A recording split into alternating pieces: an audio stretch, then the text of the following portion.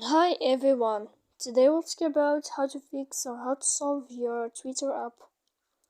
To know how to fix or how to solve your Twitter app, you should just go to settings as you see and you click.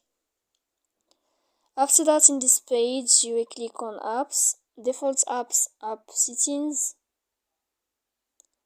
Here in this page of apps, you will enter to Twitter. Then in this list of app info, you will click on first stop and you click OK. Here we'll enter to storage. After that we click on clear cache, and in the end you can turn off your phone. So please don't forget to support us, bell like and subscribe. See you next time in another video, and thank you for your attention and your watching.